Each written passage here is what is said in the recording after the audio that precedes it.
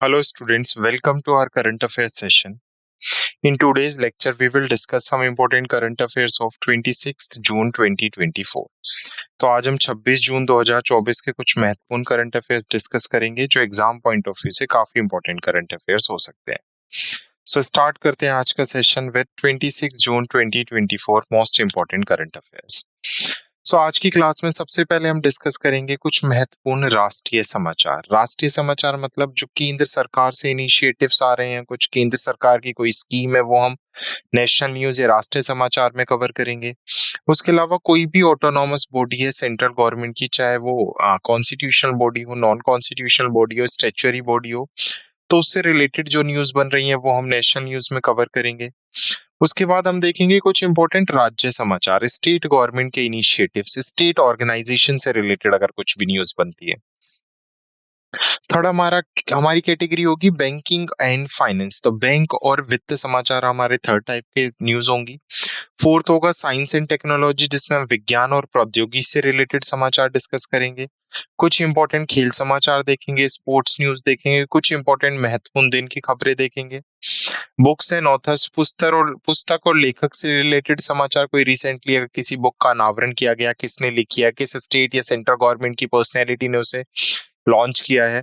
Recently appointment and resignation, चाहे वो international level पे हो, चाहे नेशनल लेवल पे हो, चाहे स्टेट लेवल पर हो, तो कोई भी अगर अपॉइंटमेंट या रेजिग्नेशन, नियुक्ति और इस्तीफे से रिलेटेड अगर समाचार या न्यूज बनती है तो वो हम नियुक्ति और इस्तीफे में देखेंगे. लास्ट हमारी कैटेगरी होगी सम्मेलन और शिखर सम्मेलन, जिसमें आप समिट एंड कॉन्फ्रेंसेस देखेंगे. और उसके बाद हम क्लास के लास्ट में देखेंगे समरी, सारांश, हमने क्या डिस्कस किया आज की क्लास में या क्या इंपॉर्टेंट है हमारे लिए in today's lecture. Clear? So the image used in our slide deck are for educational purpose only. We respect the intellectual property right of the original creator and owner of these images. If you are the owner of any of the image used in this deck and have any concern or issue, please contact us at sathi@itk.ac.in and we shall remove the images. हमारे slide deck में उपयोग की गई छवियां केवल शैक्षणिक उद्देश्य के लिए हैं. हम इन छवियों के मूल रचनाकारों और मालिकों के बौद्धिक संपदा अधिकारों का सम्मान करते हैं. यदि आप इस डेक में उपयोग की गई किसी भी छवि के मालिक हैं और आपको कोई चिंता या समस्या है तो कृपया sathi@itk.ac.in पर हमसे संपर्क करें, हम छवियों को हटा देंगे. सो स्टार्ट करते हैं अपनी पहली नेशनल न्यूज के साथ. तो अभी झारखंड गवर्नमेंट से न्यूज आ रही है बेसिकली. तो है सेंट्रल गवर्नमेंट की न्यूज, कोयला मंत्रालय से रिलेटेड है. तो अभी क्या है, झारखंड में भूमिगत कोयला गैसीकरण के लिए भारत की पहली पायलट परियोजना की शुरुआत मिनिस्ट्री ऑफ कोल ने स्टार्ट किया है. तो देखो बहुत इंपॉर्टेंट है, भारत की पहली पायलट परियोजना. तो पायलट परियोजना का मतलब क्या है कि जमीन के अंदर ही जो कोयला है उससे उसका गैसीकरण करना, मतलब उसे मीथेन, हाइड्रोजन और कार्बन में जैसी गैसों में कन्वर्ट करना. तो पहली अपनी तरह की ऐसी ये बेसिकली भारत की स्कीम है जिसके अंदर अंडरग्राउंड कोल का क्या होगा, गैसिफिकेशन होगा. जो भूमिगत कोयला है उसका क्या हो जाएगा, गैसीकरण हो जाएगा. तो इसको मिनिस्ट्री ऑफ कोल ने स्टार्ट किया है, किसके साथ मिलके, ईस्टर्न कोलफील्ड लिमिटेड के साथ मिलकर. और कहां से इसकी शुरुआत की है, झारखंड से इसकी शुरुआत की गई है. क्लियर? सो इसमें इसे मीथेन, हाइड्रोजन, कार्बन मोनोऑक्साइड और कार्बन डाइऑक्साइड में परिवर्तित अंडरग्राउंड यानी भूमिगत ही किया जाएगा. परियोजना का प्रबंधन ईसीएल द्वारा केंद्रीय खान योजना और डिजाइन संस्थान और कनाडा की एग्रो एक्जी जी टेक्नोलॉजी इनके सहयोग से किया जाएगा. यह अनुसंधान एवं विकास परियोजना 2 वर्षों तक फैली हुई है और इसमें 2 चरण शामिल हैं: तकनीकी व्यवहार्यता रिपोर्ट का समापन और पायलट स्तरीय कोयला गैसीकरण. परियोजना को CIL R&D बोर्ड द्वारा वित्त पोषित किया गया है, जो ECL और एग्रो बेसिकली एक्सिस के बीच उप कार्यान्वयन एजेंसी के रूप में सहयोग करेगा. तो CIL R&D बोर्ड इसे क्या करेगा, फंड प्रोवाइड करेगा इस प्रोजेक्ट के लिए. तो याद रखना है, पहली अंडरग्राउंड कोल गैसिफिकेशन झारखंड में स्टार्ट की गई है ministry of coal with the collaboration of Eastern Coalfield Limited. तो 2 ऑर्गेनाइजेशन का यह संगठन है. नेक्स्ट अगली भी हमारी नेशनल न्यूज है, महिला सशक्तिकरण पर 100 दिवसीय विशेष जागरूकता अभियान. तो हमारी ministry of women and child development ने अभी 100 दिन का स्पेशल कैंपेन स्टार्ट किया है न्यू दिल्ली के अंदर, जिसमें महिलाओं से संबंधित मुद्दों पर जागरूकता बढ़ाई जाएगी. इस अभियान की अध्यक्षता महिला एवं बाल विकास राज्य मंत्री सावित्री ठाकुर और सचिन अनिल आस, जो इसके सचिव है अनिल मलिक, उन्होंने किया है। तो राष्ट्रीय कार्यशाला कौशल अधिग्रहण और आजीविका संवर्धन के लिए ज्ञान जागरूकता महिला सशक्तिकरण केंद्र के दौरान इसे लॉन्च किया गया है। अभियान का उद्देश्य मुख्यमंत्री मातृ वंदना योजना, प्रधानमंत्री आवास योजना शहरी, स्वच्छ भारत मिशन, पोषण अभियान और दीनदयाल अंत्योदय योजना, राष्ट्रीय ग्रामीण आजीविका मिशन जैसी योजनाओं के माध्यम से महिलाओं को क्या करना है, सशक्तिकरण के लिए, एम्पावरमेंट के लिए जागरूक करना है। तो अलग अलग स्कीम्स का इस्तेमाल करके बेसिकली अलग अलग स्कीम्स में महिलाओं के सशक्तिकरण को आगे बढ़ाना है। तो 100 दिवसीय विशेष जागरूकता अभियान स्टार्ट किया गया है दिल्ली से। नेक्स्ट है भारत का पहला यूनेस्को सिटी ऑफ लिटरेचर किसको डिक्लेयर किया गया है? केरल के कोझिकोड को। तो अभी केरल के कोझिकोड को आधिकारिक रूप से भारत का यूनेस्को साहित्य का शहर डिक्लेयर किया गया और ये भारत का पहला साहित्य का शहर है, यानी सिटी ऑफ लिटरेचर। तो सीधा पूछ सकता है भारत की पहली सिटी ऑफ लिटरेचर या साहित्य का शहर कौन सा है? केरल का कोझिकोड। तो इसको अभी यूनेस्को संगठन ने ऑफिशियली क्या किया है? डिक्लेयर किया है। तो केरल के पर्यटन मंत्री P.A. मोहम्मद रियाज ने यूनेस्को द्वारा सिटी ऑफ लिटरेचर का लोगो भी अनावरण किया। 23 जून 2024 को पूरे केरल में कोझिकोड का सिटी ऑफ लिटरेचर दिवस के रूप में मनाया जाएगा। तो केरल में एक नया दिन और सेलिब्रेट होगा सिटी ऑफ लिटरेचर। यह मान्यता कोझिकोड की समृद्ध साहित्य, इतिहास और संस्कृति का उत्सव भी मनाती है। इस शीर्षक से क्षेत्र में साहित्य और सांस्कृतिक पर्यटन को बढ़ावा मिलने की भी उम्मीद है। क्लियर? कोझिकोड को आधिकारिक रूप से भारत का पहला यूनेस्को साहित्य का शहर घोषित किया गया है। नेक्स्ट है स्टेट न्यूज। स्टेट से आ रही है, श्रीनगर को वर्ल्ड क्राफ्ट काउंसिल द्वारा वर्ल्ड क्राफ्ट सिटी से के थ्रू मान्यता दी गई है और भारत की ये क्या पहली बन गई है? विश्व शिल्प शहर बन गया है पहला। तो बेसिकली जो श्रीनगर यानी जम्मू कश्मीर के अंदर जो हैंडमेड यानी जो कोटेज इंडस्ट्रीज है या हथकरघा इंडस्ट्रीज है, हस्तशिल्प इंडस्ट्रीज है, उसको क्या होगा? बेसिकली टेक के थ्रू बढ़ावा मिलेगा। तो श्रीनगर जो जम्मू कश्मीर की ग्रीष्मकालीन राजधानी है, उसको विश्व शिल्प परिषद AISBL द्वारा आधिकारिक रूप से विश्व शिल्प शहर के रूप में मान्यता दी गई है। तो श्रीनगर के कारीगरों के समृद्ध इतिहास और असाधारण कौशल का यह सम्मान करता है, जिनसे कार्यों ने अंतर्राष्ट्रीय प्रशंसा प्राप्त की है। हस्तशिल्प और हथकरघा क्षेत्रों को बढ़ावा मिलने और कारीगरों के लिए नए बाजार और अवसर खुलने की भी अब उम्मीद है। कारीगर उन्नत प्रशिक्षण कार्यक्रम और कार्यशालाओं तक पहुंच प्राप्त करेंगे, जिससे अनोखी शिल्प कलाओं की मांग बढ़ेगी और उत्पादन में भी वृद्धि होगी। पर्यटन को महत्वपूर्ण लाभ होने वाला है, जो सांस्कृतिक और शिल्प विरासत में रुचि रखने वाले आगंतुकों को आकर्षित करेगा। क्लियर? तो श्रीनगर को वर्ल्ड क्राफ्ट काउंसिल द्वारा वर्ल्ड क्राफ्ट सिटी भी नामांकित किया गया है। नेक्स्ट है, ICICI बैंक ने बैंकिंग सेवाओं को लॉक और अनलॉक करने के लिए स्मार्ट लॉक लॉन्च किया है। तो ICICI बैंक ने अपने आई मोबाइल ऐप पर स्मार्ट लॉक, एक अनोखी सुरक्षा सुविधा लॉन्च की है। यह सुविधा ग्राहकों को ग्राहक सेवा के समर्थन के बिना तुरंत कई बैंकिंग सेवाओं को लॉक ऑन करने की अनुमति देती है। यह खाता धारकों को इंटरनेट बैंकिंग, UPI, क्रेडिट और डेबिट और पूरे आई मोबाइल ऐप को लॉक या अनलॉक करने में सक्षम बनाती है। यह सुविधा उपयोगकर्ताओं को एक निश्चित अवधि के दौरान और संभावित धोखाधड़ी लेनदेन के मामले में किसी विशेष बैंकिंग सेवा को निष्क्रिय करने की भी अनुमति देती है। निर्धारित स्थायी निर्देश और ई जनादेश तब भी जारी रहेंगे जब ग्राहक द्वारा एक बैंकिंग सेवा को लॉक कर दिया गया हो। क्लियर? तो स्मार्ट लॉक की फैसिलिटी किसने स्टार्ट किया? ICICI बैंक के द्वारा, ताकि आप आई मोबाइल जो बैंकिंग एप्लीकेशन है उसको लॉक और अनलॉक कर सको। नेक्स्ट बैंक और फाइनेंस से है। तो अभी RBI ने पार्टनरशिप की है एपिक्स के साथ, ताकि वो होस्ट कर सके हरबिंगर 2024 हैथकॉन। तो हरबिंग 2024 इनोवेशन फॉर ट्रांसफॉर्मेशन यानी नवाचार के लिए परिवर्तन हैथकॉन भारतीय रिजर्व बैंक किसके साथ साझेदारी करके लॉन्च कर रहा है? एपिक्स के साथ। इस हैथकॉन का मुख्य पर्पस क्या है? लोगों को एकजुट करना और शून्य वित्तीय धोखाधड़ी और दिव्यांग अनुकूल थीम के तहत प्रौद्योगिकी और नवाचार तरीकों का उपयोग करके समाधान करना है। प्रतिभागी जो आएंगे वो कृत्रिम बुद्धिमत्ता, machine learning, application programming interface और डेटा एनालिटिक्स जैसी तकनीकों का उपयोग कर सकते हैं। विजेता के लिए जो नगद पुरस्कार राशि है वो 40 लाख रुपए है और सर्वश्रेष्ठ महिला टीम के लिए 20 लाख रुपए का विशेष पुरस्कार भी होगा। समाधान विकास के लिए चयनित प्रत्येक टीम के लिए 5 लाख रुपए का वजीफा भी देगी। हैथकॉन का उद्देश्य वित्तीय उद्योग में चुनौतियों का समाधान करने के लिए सबसे प्रतिभागी दिमागों को एक साथ लाना है। क्लियर? तो आरबीआई ने पार्टनरशिप की है एपिक्स के साथ और ये बेसिकली थर्ड ग्लोबल हैथकॉन आरबीआई कंडक्ट करेगा। नेक्स्ट है भारत की जीडीपी फोरकास्टिंग से रिलेटेड न्यूज है। एस&पी जो ग्लोबल रेटिंग कंपनी है उसने अभी क्या किया है, भारत की जो जीडीपी ग्रोथ रेट है वो 2024-25 यानी फाइनेंशियल ईयर 25 के लिए कितनी प्रेडिक्ट की है, 6.8%, 6.8% पर बरकरार रखा है। गैर कृषि क्षेत्रों में मांग को कम करने वाले मुख्य कारकों के रूप में एजेंसी ने उच्च ब्याज दर और कम राजकोषीय प्रोत्साहन का हवाला दिया। एस&पी ग्लोबल रेटिंग ने भारत की जीडीपी का अनुमान वित्त वर्ष 2026 के लिए 6.81 से बढ़ाकर 6.9 और 27 के लिए 6.2 से बढ़ाकर कितना कर दिया है, 7 कर दिया है। रेटिंग एजेंसी को उम्मीद है कि आरबीआई अपनी नीतिगत दर को फाइनेंशियल ईयर 2025 के लिए 6.5 से घटाकर 6% और 26 और 27 के लिए क्रमशः 5.5 और 5.2% कर देगा। Clear?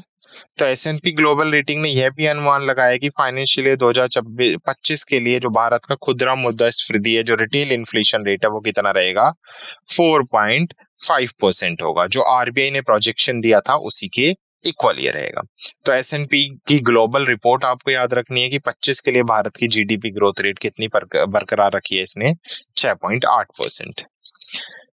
Next science and technology से है 1 वीक 1 थीम, एक सप्ताह एक थीम कार्यक्रम किसके द्वारा लॉन्च किया गया है, केंद्रीय मंत्री डॉक्टर जितेंद्र सिंह के थ्रू लॉन्च किया गया है। अब इसका पर्पस क्या है, इस प्रोग्राम के थ्रू जितनी भी बेसिकली रिसर्च लैब्स हैं उनको इंटीग्रेट किया जाएगा ताकि एफर्ट्स को एक दूसरे के साथ इजीली शेयर किया जा सके। तो इस अभियान का उद्देश्य सभी वैज्ञानिक और औद्योगिक अनुसंधान परिषद प्रयोगशालाओं के प्रयासों को एकीकृत करना है ताकि पुनरावृत्ति को कम किया जा सके और संसाधनों का अनुकूलन किया जा सके। यह पहल 2023 में शुरू की गई 1 वीक 1 लैब पहल की सफलता पर आधारित है। कार्यक्रम के दौरान विभिन्न समझौता ज्ञापनों पर हस्ताक्षर किए गए जिनमें लगभग 24 प्रौद्योगिकी हस्तांतरण और उत्पाद लॉन्च शामिल थे। डॉक्टर जितेंद्र सिंह ने 2025 के लिए एजेंडा 1 वीक 1 इंटीग्रेटेड थीम की घोषणा की और डीप सी, एरोमा, बाजार अर्थव्यवस्था, जैव अर्थव्यवस्था और अगली पीढ़ी की तकनीक जैसी मिशनों में प्रगति को भी उजागर किया। क्लियर? तो याद रखना है, एक सप्ताह एक थीम अभियान किसने स्टार्ट किया है, केंद्रीय मंत्री डॉक्टर जितेंद्र सिंह ने। नेक्स्ट है टेबल टेनिस टूर्नामेंट। अच्छा, अभी नाइजीरिया में world table tennis basically 2024 tournament conduct किया गया था जो 19 से 23 जून तक चला था, जिसमें भारत ने टोटल 9 मेडल जीते इंक्लूडिंग 3 गोल्ड मेडल, 1 रजत और 5 कांस्य। तो याद रखना है सबसे पहले तो world table tennis contender tournament कहां पर सेलिब्रेट किया गया, बेसिकली ये कंडक्ट किया गया नाइजीरिया में। तो इसका आयोजन कहां पर हुआ है, नाइजीरिया में आयोजन हुआ है। उसके बाद अगर बात करें तो भारत ने कितने मेडल जीते हैं, टोटल 9 पदक जीते हैं जिसमें से 3 स्वर्ण, 1 रजत और 5 कांस्य पदक हैं। उसके अलावा अगर मैं बात करूं तो यहाँ पर भारत ने महिला एकल खिताब भी जीता है, जो सीजा अकुला ने ये टाइटल जीता है और ये पहली भारतीय बनी है जिन्होंने WTT कंटेंडर में महिला एकल खिताब भी जीत लिया है। उसके साथ साथ पुरुष एकल की बात करें तो जर्मनी के दमीची ने पुरुष एकल खिताब जीता है जो उनका दूसरा WTT सीरीज एकल खिताब है। भारतीय टेबल टेनिस खिलाड़ी की असाधारण प्रतिभा और प्रतिस्पर्धात्मक भावना को अंतर्राष्ट्रीय मंच पर प्रदर्शित किया गया। यह उपलब्धि भारत में अधिक युवा एथलीटों को टेबल टेनिस को अपनाने के लिए प्रेरित करने की भी एक उम्मीद है। तो याद रखना है टोटल 9 मेडल और व्यूमेन सिंगल में भी भारत से ही मेडल जीता गया है। नेक्स्ट है स्पेनिश ग्रैंड प्रिक्स 2024 जिसको अभी रेड बुल के मैक्स वेस्टरपन ने जीत लिया है। तो यह वेस्टरपन का लगातार तीसरा स्पेनिश ग्रैंड प्रिक्स खिताब है और इस ट्रैक पर कुल मिलाकर चौथे स्पेनिश जीपी खिताब है। मैकलेरन के लैंडो नॉरिस और मैकडनीज के लुइस हैमिल्टन क्रमशः दूसरे और तीसरे स्थान पर रहे। तो पहले पर कौन रहे हैं? रेड बुल के मैक्स वेस्टरपन, दूसरे पर लैंडो नॉरिस और थर्ड पर लुई हैमिल्टन। यह जीत वेस्टरपन की 2011 में 11 रेसों में से 7वीं जीत है और उनके करियर की 61वीं जीत है। क्लियर। वेस्टरपन अब 219 अंकों के साथ F1 ड्राइवर चैंपियनशिप स्टैटिंग में सबसे आगे है। इसके बाद नॉरिस आते हैं 150 अंक के साथ। नेक्स्ट है अंडर 17 कुश्ती चैंपियनशिप 2024 जिसमें भारत ने कुल कितने मेडल जीते हैं? तो 11 पदक जीते हैं। तो अगर हम बात करें तो जॉर्डन में अभी अंडर 17 एशियन कुश्ती चैंपियनशिप कंडक्ट कराया गया जिसका समापन अभी 22 से 24 जून तक हुआ है। तो जिसमें भारत ने टोटल 11 मेडल जीते हैं जिसमें से भारत ने 4 स्वर्ण पदक जीते हैं, 2 रजत पदक जीते हैं और 5 कांस्य पदक जीते हैं। अब जैसे ही अंडर 17 खत्म हुई है उसके साथ साथ अब कौन सी चैंपियनशिप शुरू हो गई है? अंडर 23 चैंपियनशिप की शुरुआत हो गई है। तो याद रखना अंडर 17 एशियन कुश्ती चैंपियनशिप कहां पर हुई? जॉर्डन में कंडक्ट की गई जहां पे भारत ने कुल कितने पदक जीते? 11 पदक जीते, 4 स्वर्ण, 2 रजत और 5 कांस्य पदक। नेक्स्ट है स्मृति मंदाना जो भारतीय बेसिकली क्रिकेटर है, महिला क्रिकेटर है। अभी वो एक दिवसीय मैचों में लगातार शतक बनाने वाली पहली भारतीय महिला बनी है। तो स्मृति मंदाना एक दिवसीय अंतरराष्ट्रीय में लगातार 2 शतक बनाने वाली पहली भारतीय महिला बनी है। उन्होंने यह मील का पत्थर 19 जून को बेंगलुरु के एम चिन्ना स्वामी स्टेडियम में दक्षिण अफ्रीका के खिलाफ दूसरे वनडे के दौरान हासिल किया। 23 जून को मंदाना ने द्विपक्षीय एक दिवसीय श्रृंखला में एक भारतीय महिला द्वारा सबसे अधिक रन बनाने का नया रिकॉर्ड भी बनाया है। उनके प्रदर्शन को व्यापक रूप से सराहा गया और यह भारतीय महिला क्रिकेट में एक महत्वपूर्ण उपलब्धि को भी दर्शाता है। क्लियर। नेक्स्ट है इंपॉर्टेंट डे न्यूज। तो हम 24 जून को सेलिब्रेट करते हैं कूटनीतियों में महिलाओं का अंतर्राष्ट्रीय दिवस। मतलब जो डिप्लोमेसीज है, जो पॉलिटिकल अफेयर्स हैं उसमें भी महिलाओं को ज्यादा से ज्यादा लाया जा सके, महिलाओं का ज्यादा से ज्यादा योगदान हो। तो इस चीज के बारे में अवेयरनेस फैलाने के लिए हम क्या सेलिब्रेट करते हैं? International day of women in diplomacy. तो संयुक्त राष्ट्र अंतर्राष्ट्रीय महिला कूटनीति दिवस प्रतिवर्ष 24 जून को महिलाओं के कूटनीतिक की महत्वपूर्ण भूमिका को मान्यता देने के लिए बनाया जाता है। 24 जून 2024 को international day of women in diplomacy का दूसरा पालन किया जाएगा जिसका विषय बहुपक्षीय कूटनीति में महिलाओं का नेतृत्व है। संयुक्त राष्ट्र महिला की 2024 की महिला राजनीति नेताओं पर वैश्विक डेटा के अनुसार महिलाएं वैश्विक कार्यकारी पदों में काफी हद तक कम प्रतिनिधित्व है। 2024 में IDWID स्मारक कार्यक्रम के दौरान UNGA के अध्यक्ष डेनिस फ्रांसीसी ने भारतीय नारीवाद नेता, कार्यकर्ता और राजनीतिक हिंसा जीवराज मेहता को सम्मानित किया। इस दिन का उद्देश्य कूटनीति में लैंगिक समानता और महिला के सशक्तिकरण को यानी जो वुमेन एम्पावरमेंट है उसको इंक्रीज करना है। क्लियर। नेक्स्ट इंपॉर्टेंट डे से बात करें तो समुद्री नाविक दिवस। तो 25 जून को हम या यूनाइटेड नेशन क्या सेलिब्रेट करता है? Day of seafarer. So 25 जून को जो अभी 2024 में हमने सेलिब्रेट किया है ये इसका 14वां संस्करण है जिसका हम पालन कर रहे हैं। इस दिन का उद्देश्य अंतर्राष्ट्रीय समुद्री व्यापार और वैश्विक अर्थव्यवस्था में नागरिकों की महत्वपूर्ण भूमिका को स्वीकार किया जाना है। 2024 डॉट्स अभियान समुद्री सुरक्षा में नाविकों के अमूल्य योगदान पर केंद्रित जिसका हैशटैग है #SafetyTipsAtSea। 2010 में नाविकों के प्रशिक्षण, प्रमाणन और पहरेदारी के मानकों पर अंतर्राष्ट्रीय सम्मेलन में मनीला संशोधन अपनाए गए थे और पहला डॉट्स 25 जून 2024 को बेसिकली सेलिब्रेट किया गया था।